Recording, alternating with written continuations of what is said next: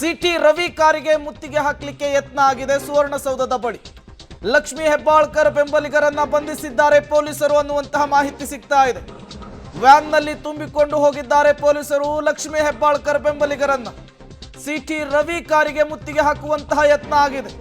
ಲಕ್ಷ್ಮಿ ಹೆಬ್ಬಾಳ್ಕರ್ ಬೆಂಬಲಿಗರನ್ನ ಕಾರಿಗೆ ತುಂಬಿಕೊಂಡು ಹೋಗ್ತಾ ಇರುವಂತಹ ವಿಜುವಲ್ಸ್ ಅನ್ನು ನೀವು ಗಮನಿಸ್ತಾ ಇದ್ದೀರಿ.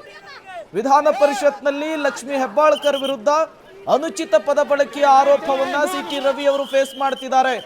ಸಿಟಿ ರವಿ ಅವರು ಅಧಿವೇಶನವನ್ನು ಮುಗಿಸಿಕೊಂಡು ಹೊರಬರ್ತಾ ಇದ್ದ ಹಾಗೆ ಅವರ ಕಾರಿಗೆ ಮುತ್ತಿಗೆಯನ್ನು ಹಾಕುವ ಮೂಲಕ ಕಾಂಗ್ರೆಸ್ ಕಾರ್ಯಕರ್ತರು ಲಕ್ಷ್ಮಿ ಹೆಬ್ಬಾಳ್ಕರ್ ಬೆಂಬಲಿಗರು ಆಕ್ರೋಶವನ್ನು ಹೊರಹಾಕಲಿಕ್ಕೆ ಮುಂದಾಗ್ತಾರೆ.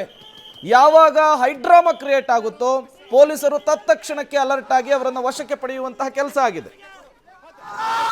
ಮತ್ತಷ್ಟು ಡೀಟೇಲ್ಸ್ ಅನ್ನು ಕೊಡ್ತಾರೆ ಚೇತನ್, ಸದ್ಯಕ್ಕೆ ಏನೆಲ್ಲ ಬೆಳವಣಿಗೆಗಳಾಗ್ತಾ ಇದೆ ಅಂತ ಹೇಳಿ ಅಲ್ಲಿ ಸ್ವಯಂ ಏನು ಪರಿಷತ್ ಸದಸ್ಯ ಸಿಟಿ ರವಿ ಅವರು ಸಚಿವೆ ಲಕ್ಷ್ಮಿ ಹೆಬ್ಬಾಳ್ಕರ್ ಅವರ ಬಗ್ಗೆ ಏನು ಅಶ್ಲೀಲ ಪದ ಮಾತಾಡಿದ್ದಾರೆ ಎಂಬ ಆರೋಪಕ್ಕೆ ಸಂಬಂಧಿಸಿದಂತೆ ಏನು ಸುವರ್ಣಸೌಧಕ್ಕೆ ಆಗಮಿಸಿದಂತ ಸಿಟಿ ರವಿ ಅವರ ಮೇಲೆ ಲಕ್ಷ್ಮಿ ಹೆಬ್ಬಾಳ್ಕರ್ ಬೆಂಬಲಿಗರು ಅದರಲ್ಲಿ ಕಾಂಗ್ರೆಸ್ ಕಾರ್ಯಕರ್ತರು ಕೂಡ ಒಂದು ರೀತಿಯಾದಂತ ಮುತ್ತಿಗೆ ಹಾಕಲು ಹಲ್ಲೆ ಮಾಡಲು ಮುಂದಾದ್ರು. ಅವರು ಪ್ರಮುಖವಾಗಿ ಸಿಟಿ ರವಿ ಅವರಿಗೆ ಮಸಿ ಬಳಿಯುವ ಪ್ಲಾನ್ ಮಾಡಿಕೊಂಡಿದ್ರು. ಆದ್ರೆ ಅಷ್ಟೊತ್ತಿಗೆ ಎಚ್ಚೆತ್ತುಕೊಂಡ ಪೊಲೀಸರು ಎಲ್ಲರನ್ನೂ ಕೂಡ ವಶಕ್ಕೆ ಪಡೆದಿರುವಂತದ್ದು. ಅದರಲ್ಲೂ ಕೂಡ ಈಗ ಪ್ರಮುಖವಾಗಿ ಮತ್ತೆ ಈ ರೀತಿಯಾಗಿ ಘಟನೆ ನಡೀಬಾರದು ಅನ್ನೋ ಕಾರಣಕ್ಕಾಗಿ ಸುವರ್ಣಸೌಧದ ಸುತ್ತ ಭಾರಿ ಬಂದೋಬಸ್ತನ್ನು ಕಲ್ಪಿಸಿರುವಂತದ್ದು.